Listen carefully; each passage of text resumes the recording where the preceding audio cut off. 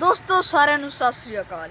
ਮੇਰਾ ਨਾਮ ਹਰਨੂਰ ਹੈ। ਅੱਜ ਆਪਾਂ ਇੱਕ ਇਹੋ ਜਿਹੇ ਸਥਾਨ ਤੇ ਪਹੁੰਚੇ ਹਾਂ ਜਿਸ ਦਾ ਨਾਮ ਨੂਰਪੌਦ ਨਰਸਰੀ ਹੈ। ਲੋਕੀ ਕਹਿੰਦੇ ਆ ਵੀ ਕਿਸਾਨ ਆਪਣੀ ਜ਼ਿੰਦਗੀ 'ਚ ਬਹੁਤ ਇੰਪੋਰਟੈਂਟ ਹੈ।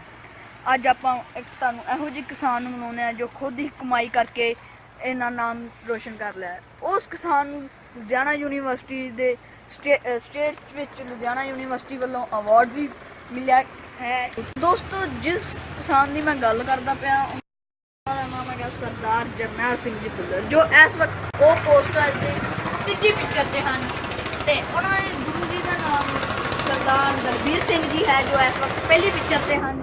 ਅਤੇ ਸਰਦਾਰ ਜਰਨੈਲ ਸਿੰਘ ਜੀ ਦੇ ਪਿਤਾ ਦਾ ਨਾਮ ਸਰਦਾਰ ਗੁਰਚਰਨ ਸਿੰਘ ਜੀ ਹੈ ਜੋ ਇਹ ਨਰਸਰੀ 2002 ਤੋਂ ਚਲਾ ਰਿਹਾ। 16-17 ਸਾਲ ਹੋ ਗਏ ਇਸ ਨਰਸਰੀ ਨੂੰ ਚਲਾਉਂਦੇ ਹੋਏ। ਚਲੋ ਅੱਜ ਆਪਾਂ ਤੁਹਾਨੂੰ ਵਿਖਾਉਣੇ ਆ ਵੀ ਇੱਥੇ ਕਿਵੇਂ ਪਲਾਂਟ ਗਰੋ ਕੀਤੇ ਜਾਂਦੇ ਹਨ। ਦੋਸਤੋ ਉਹ ਸਾਹਮਣੇ ਦੇਖੋ ਜੋ ਟਰੈਕਟਰ ਵਾਹ ਰਹੇ ਨੇ ਉਹ ਸਰਦਾਰ ਜਰਨੈਲ ਸਿੰਘ ਜੀ ਖੁਦ ਕਮਾਈ ਕਰਕੇ ਕਰਦੇ ਪਏ ਨੇ ਅਤੇ ਖੁਦ ਹੀ ਪੈਸਾ ਕਮਾਉਂਦੇ ਨੇ। ਅਤੇ ਅੱਜ ਉਹਨਾਂ ਦਾ ਆਹ ਕਿੱਸਾ ਹੈ ਵੀ ਉਹਨਾਂ ਨੇ ਅੱਜ ਸਾਰੀ ਜੋ ਗੋਭੀ ਹੋ ਗਈ, ਟਮਾਟਰ ਹੋ ਗਿਆ, ਵੈਂਗਣੀ ਹੋ ਗਈ, ਛੋਟੇ ਛੋਟੇ ਪਲਾਂਟਸ ਦੀ ਜੋ ਡਿਮਾਂਡ ਆਈ ਹੈ ਉਹ ਅੱਜ ਉਹਨਾਂ ਨੇ ਤਿਆਰ ਕਰਨੀ ਹੈ। ਚਲੋ ਅੱਜ ਆਪਾਂ ਉਹਨਾਂ ਦੀ ਪੈਡੀ ਦਾ ਵੀ ਆਪਾਂ ਬਾਰੇ ਵਿਖਾਉਣੇ। ਉਹਨਾਂ ਦੀ ਲੁਧਿਆਣਾ ਯੂਨੀਵਰਸਿਟੀ ਦੇ ਜੋ ਪਲਾਂਟ ਲੈ ਗਏ ਉਹਨਾਂ ਨੇ ਕਿੰਨੇ ਵਧੀਆ ਤਰ੍ਹਾਂ ਗਰੋ ਕੀਤੇ ਨੇ।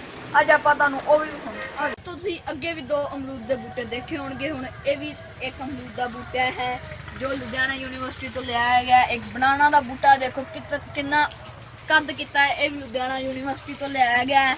ਛੋਟਾ ਜਿਹਾ ਪਲਾਂਟ ਸੀਗਾ, ਇਹ ਸਰਦਾਰ ਜਰਨੈਲ ਸਿੰਘ ਜੀ ਨੇ ਖੁਦ ਤਿਆਰ ਕੀਤਾ ਹੈ।